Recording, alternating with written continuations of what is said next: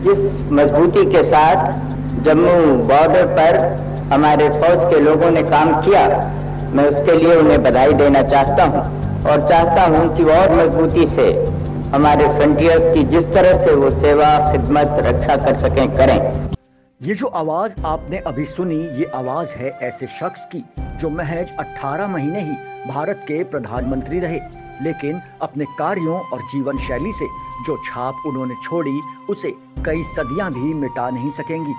ये आवाज है भारत के दूसरे प्रधानमंत्री, हमारे प्रिय नेता लाल बहादुर शास्त्री की, जिनका स्मरण हम अक्सर भूल जाते हैं। आज यानी 2 अक्टूबर को लाल बहादुर शास्त्री की जयंती है। वे भारत के दूसरे प्रधानमंत्री थे। 9 जून 1964 से लेकर 11 जनवरी 1966 तक वे प्रधानमंत्री के पद पर कार्यरत थे।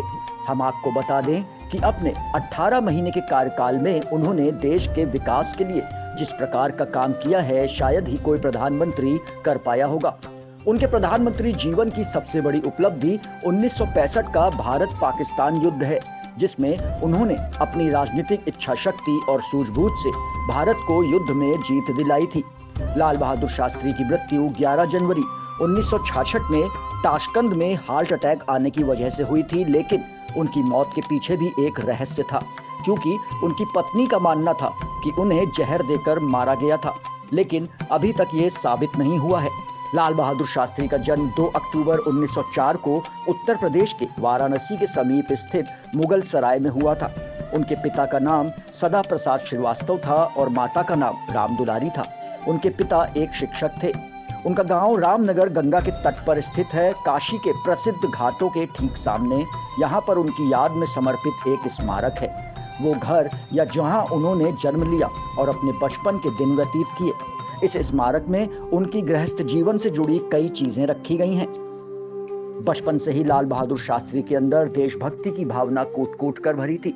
उन्होंने गांधी जी को अपना आदर्श माना था। गांधी जी ने स्कूल में पढ़ने वाले छात्रों से अनुरोध किया था कि युवा अपनी पढ़ाई छोड़कर गांधी जी के द्वारा संचालित असहयोग आंदोलन में सम्मिलित हों, जिसके बाद लाल बहादुर शास्त्री अपनी पढ़ाई छोड़कर गांधी जी के आंदोलन में शामिल हो गए थे। इसके लिए उन्हें जेल भी जाना पड़ा था। काशी विद्यापीठ से उन्होंने संस्कृत में स्नातक की डिग्री हासिल की। यहीं से उन्हें शास्त्री की उपाधि मिली थी, जिसके बाद उन्होंने अपने जाति सूचक शब्द श्रीवास्तव को अपने नाम से हटाकर शास्त्री कर लिया था। तभी से उन्हें लाल बहादुर शास्त्री कहा जाता है। 1964 में जवाहरलाल नेहरू की मृत्यु के बाद उन्हें देश का दूसरा प्रधानमंत्री नियुक्त किया गया। हम आपको बता दें कि उन्होंने अपने पहली मीडिया प्रेस वार्ता में कहा था कि उनकी प्राथमिकता देश में खाद्य समस्या को हल करना है, ताकि गरीब लोगों को खाने का अनाज मिल सके।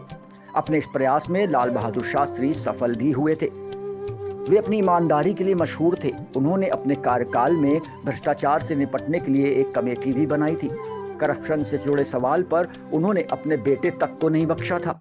एक बार उन्हें पता चला कि उनके बेटे को गलत तरीके से प्रमोशन मिल रहा है, तो उन्होंने अपने बेटे का प्रमोशन ही रुकवा दिया।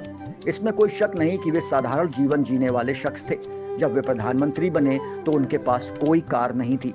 तब परिवार के दबाव डालने पर उन्होंने एक कार खरीदी, लेकिन ये कार उन्होंने बैंक से लोन लेकर खरीदी थी। शायद वे पहले प्रधानमंत्री भी रहे होंगे जिन्होंने अपने कार्यकाल के दौरान लोन लिया था। उनकी कार 12,000 रुपए की थी। उनके पास इतने पैसे भी नहीं थे कि कार के लिए पूरी रकम दे पाते, तो इसके लिए लोन लेने के लिए वो बैंक गए थे।